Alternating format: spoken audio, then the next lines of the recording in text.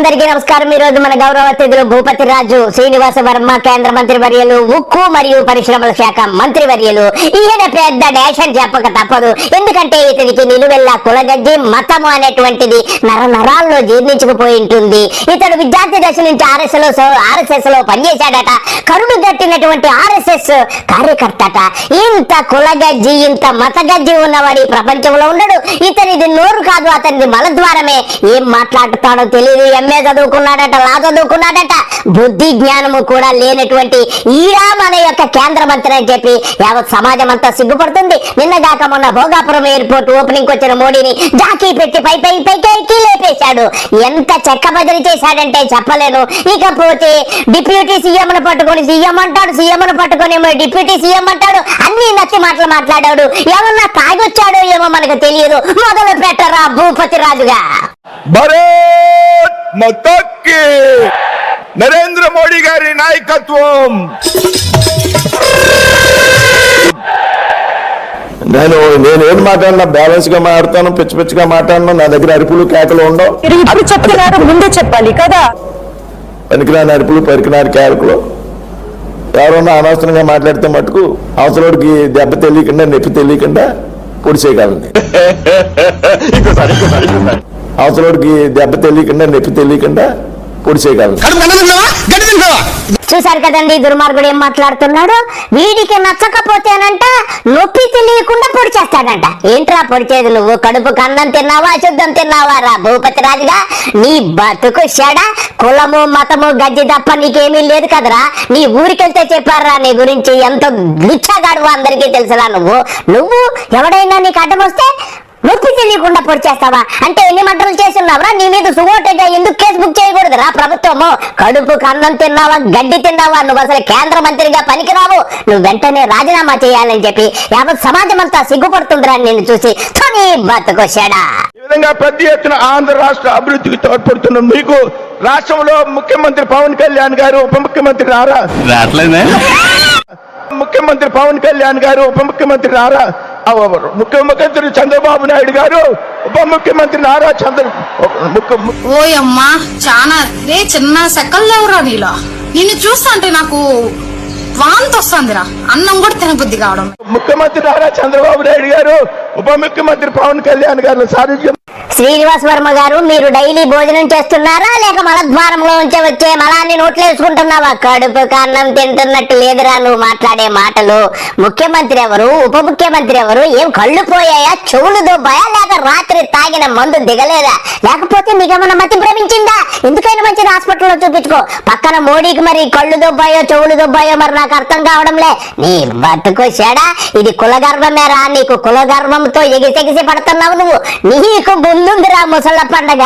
నరసాపురంలోనే ప్రజలు నీకు చూపిస్తారు సరైన సమయంలో. నీ బతుకు చెడా. మేము చేసేటువంటి అభివృద్ధి కార్యక్రమాలను హైజాక్ చేసేటువంటి ప్రయత్నం చేస్తే ఏ విధంగా ఎక్కడ సమాధానం చెప్పాలనే రెండు విషయం నాకు తెలుసు. పార్టీలు వేరేనా సోదర భావంతో పనిచేస్తున్నారు. కానీ సంబంధం లేకుండా, బాధ్యత లేకుండా, మన ఇన్వాల్వ్మెంట్ లేకుండా తగుదనమ్మా నేను ఉన్నానని వచ్చి ఓయమ్మా చాలా చిన్న సెకల్లో ఎవరా నీలో. నన్ను కెలకడానికి ఎవరన్నా ప్రయత్నం చేస్తే గతంలో చెప్పాను, నాతో అపరిచితుడు బయటకు వస్తాడు అనేటువంటి. నన్ను కెలకడానికి ఎవరన్నా ప్రయత్నం చేస్తే గతంలో చెప్పాను, నాతో అపరిచితుడు బయటకు వస్తాడు అనేటువంటి. పరిచితుణ్ణి వర్మ అపరిచిత, నీలో ఇన్ని కోణాలు ఉన్నాయట్రా. నీలో అపరిచితుడు బయటకు వచ్చేస్తాడా? మరి నువ్వైతే డౌట్ లేదురా, నువ్వు అశుద్ధమే తింటున్నావురా.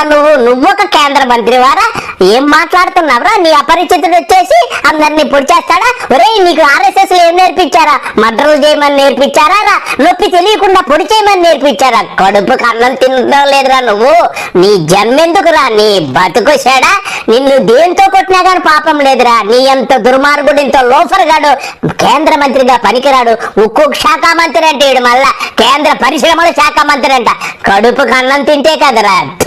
ఇకపోతే చిన్నబాబు గారు వచ్చినారు. చిన్నబాబు గారు చెప్పండి, మీ అన్న అదే మీ తాత ఎన్టీఆర్ గారు ఎవరు? ఆయన రాక్షసుడా దేవుడే? కొంచెం చెప్పండి. ఎన్టీఆర్ మన దేవుడు. అవునా, నిజమా? మరి నాన్నగారు నారే చంద్ర బాంబులు గారు ఏమిటో కూడా చెప్పండి చిన్నబాబు. దేవుడా రాముడా? చంద్రబాబు నాయుడు గారు మన రాముడు.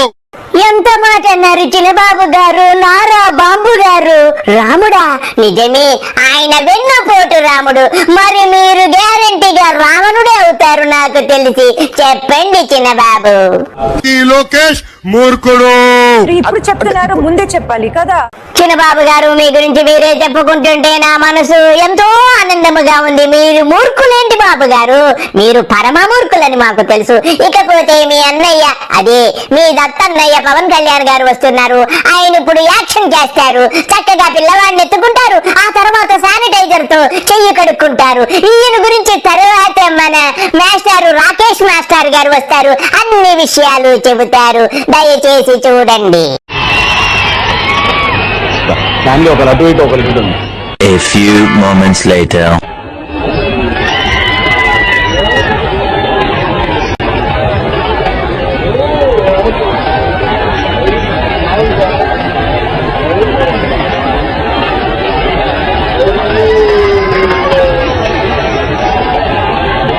రే ఒకటి షేక్ హ్యాండ్ ఇస్తే చేతులు శుభ్రం కడుక్కుంటారా? కరోనా వైరస్ లేనప్పుడు కూడా మిమ్మల్ని కుక్క కన్నా హీనంగా చూస్తున్నారా? రే కుక్క కన్నా హీనంగా.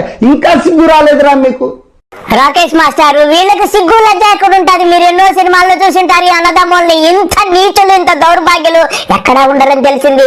వీడు ప్రజావేదికలో పిల్లవాడిని ఎత్తుకుంటానే శానిటైజర్ తో కడిగేసుకున్నాడంటే ఎంత నీచుడో ఆలోచించండి. వీడికి ఎంత అంటరానితనం ఉంది. ఎన్ని రకాల కుల గజ్జి, మత గజ్జి, అన్ని గజ్జలు కలిగిన వాడు ఈ పవన్ కళ్యాణ్ అని మరొక్కసారి నిరూపించుకున్నాడు. వీరికి సిగ్గు లజ్జ ఎక్కడుంటది రాకేష్ గారు? మీరు ఎన్నో సినిమాల్లో చూసింటారు ఈ అన్నదమ్ముల్ని. సిగ్గు లజ్జ ఇడిచిపెట్టేసి మీకే బాగా తెలుసు వీడా మన రాజకీయ నాయకుడు, వీడా మన ఉప ముఖ్యమంత్రి అని చెప్పి యావత్ సమాజం అంతా ప్రశ్నిస్తుంది. ఇంతకంటే ఈ దుర్మార్గుల గురించి ఏం మాట్లాడలేము కాబట్టి అందరికీ నమస్కారము. బాయ్.